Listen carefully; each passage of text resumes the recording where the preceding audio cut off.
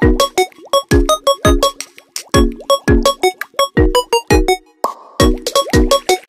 me introduce myself. My name is Widya Oktavidrani, accounting class 23, NPM 2341-2022. Oke, di sini saya akan menjelaskan sedikit materi tentang analisis laporan keuangan. Sebelumnya teman-teman udah pernah belajar belum tentang analisis laporan keuangan? Oke, jadi analisis laporan keuangan yaitu proses yang dilakukan untuk mengevaluasi dan memahami kinerja finansial suatu perusahaan melalui laporan keuangannya.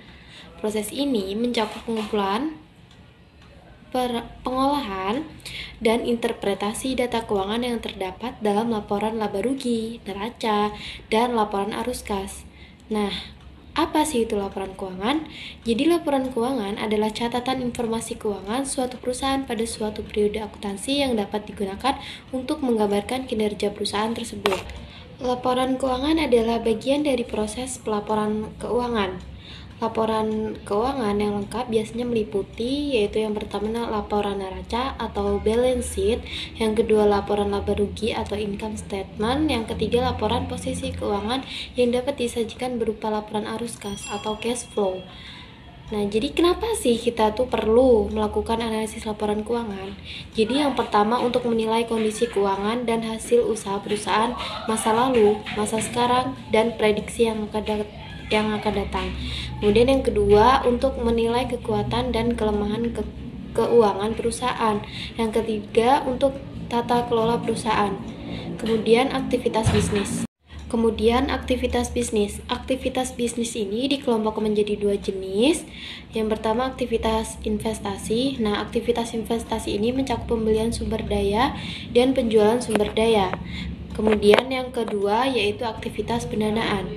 Aktivitas pendanaan ini mencakup pemilik atau equity dan non-pemilik atau liabilitas.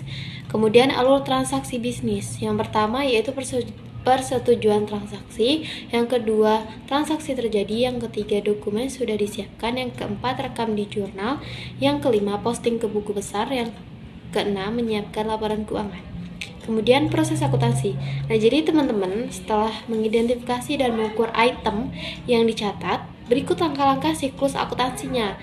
Yang pertama yaitu rekaman atau pemasaran, yang kedua posting dari jurnal ke buku besar. Yang ketiga, membuat neraca saldo sebelum penyesuaian. Yang keempat, buat jurnal penyesuaian untuk menyesuaikan akun akrual dan akun penangguhan. Yang kelima, membuat neraca saldo setelah penyesuaian. Yang keenam, membuat laporan keuangan. Yang ketujuh, membuat jurnal penutupan akun nominal. Yang kedelapan, membuat neraca saldo setelah penutupan. Dan yang kesembilan, yaitu buat jurnal pembalik. That was a brief explanation of financial statement analysis. Hopefully it's useful. Thank you.